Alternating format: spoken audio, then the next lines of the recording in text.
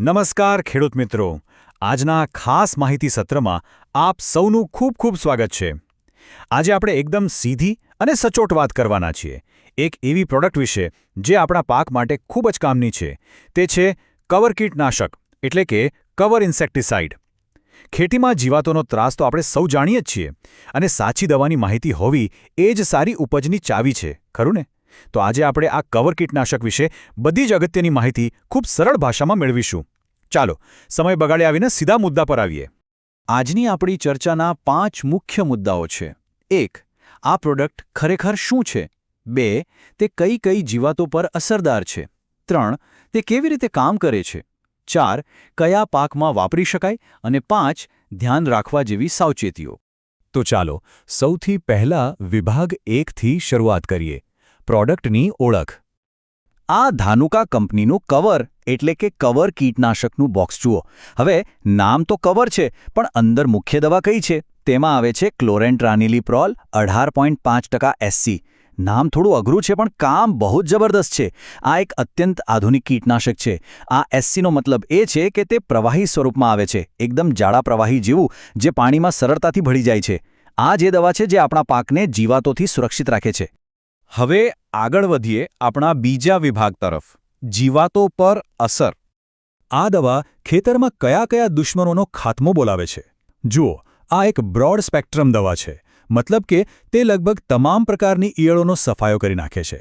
ખાસ કરીને ફળકોરી ખાનારી ફ્રૂટ બોરર, ડાળી અને થળમાં ઘૂસી જતી શૂટ બોરર અને સ્ટેમ બોરર, પાંદડાને વાળીને અંદર સંતાઈ જતી લીફ ફોલ્ડર, અને હા, કપાસને બરબાદ કરતી બોલવોર્મ. એટલું જ નહીં, તમાકુની ભયાનક ઈયળ સામે પણ આનું પરિણામ એકદમ સચોટ છે. ટૂંકમાં કહીએ તો ખેતરમાં દેખાતી મોટાભાગની પાન ખાનારી કે ફળકોરી ખાનારી જીવાતો માટે આ દવા એક રામબાણ ઇલાજ છે. ચાલો હવે વિભાગ 3 જોઈએ.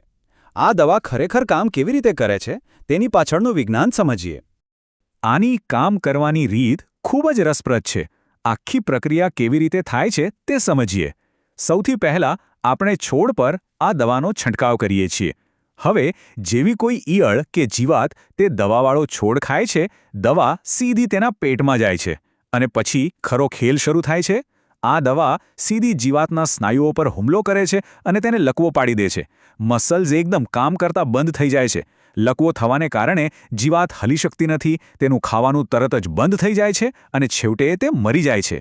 આનાથી ફાયદો એ થાય કે પાકને થતું નુકસાન તાત્કાલિક અટકી જાય છે. અને સૌથી મોટી વાત તો એ છે કે આ બધું કેટલી ઝડપથી થાય છે ખબર છે? માત્ર 10 થી 15 મિનિટમાં. હા, બિલકુલ સાચું સાંભળ્યું. દવા છાંટ્યા પછી જીવાત જેવું પાંદડું ખાય કે 10-15 મિનિટમાં જ તેને લકવાની અસર શરૂ થઈ જાય છે.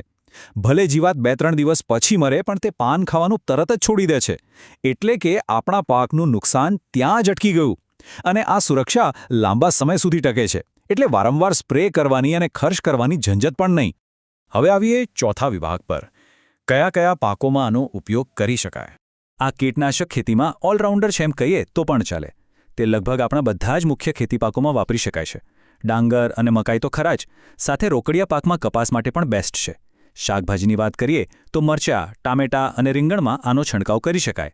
આ ઉપરાંત સોયાબીન, ચણા અને તુવેર જેવા કઠોળના પાકમાં, અન્ય લીલા શાકભાજીમાં અને શેરડીમાં પણ આનું રિઝલ્ટ ખૂબ સારું મળે છે.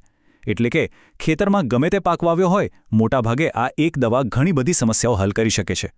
હવે જોઈએ આપણો છેલ્લો અને ખૂબ જ અગત્યનો વિભાગ, સલામતી અને સાવચેતી. કોઈ પણ રાસાયણિક દવા વાપરીએ એટલે ધ્યાન તો રાખવું જ પડે. સૌથી પહેલો નિયમ, ક્યારે દવાનો વધુ પડતો ઉપયોગ ન કરવો. વધારે દવા છાંટવાથી પાકને ફાયદો થવાને બદલે નુકસાન થઈ શકે છે. દવા છાંટતી વખતે હાથમાં ગ્લવ્સ એટલે કે મોજા અને મોઢા પર માસ્ક હંમેશા રાખવા. આખરે આ કેમિકલ છે, એટલે તેને બાળકો અને આપણા પશુઓથી એકદમ દૂર સુરક્ષિત જગ્યાએ રાખવું ખૂબ જરૂરી છે. અને હા, સૌથી અગત્યની બાબત, દરેક પાક માટે દવાનો ડોઝ એટલે કે તેનું પ્રમાણ અલગ અલગ હોય છે. તો અહીં એક મોટો પ્રશ્ન ઊભો થાય છે. આ દવા શક્તિશાળી છે, કામ પણ જોરદાર કરે છે, પણ આપણે જે પાકમાં તેનો ઉપયોગ કરવાના છીએ તેનો સાચો ડોઝ ખબર છે? ખોટા ડોઝથી મહેનત પાણીમાં જઈ શકે છે. તો હવે પછી જ્યારે પણ આ પ્રોડક્ટ લાવો ત્યારે સૌથી પહેલાં એ જાણવું જરૂરી છે કે યોગ્ય માત્રા કેટલી છે. આપણે કયા પાક માટે આનો ઉપયોગ કરવો છે. તમારા ચોક્કસ પાક માટે સાચો ડોઝ જાણવો એ જ સફળતાની ચાવી છે. ખેડૂત મિત્રો, આશા છે કે આ માહિતી તમને ખૂબ જ ઉપયોગી સાબિત થશે. આવી જ સચોટ માહિતી સાથે ફરી મળીશું. આભાર.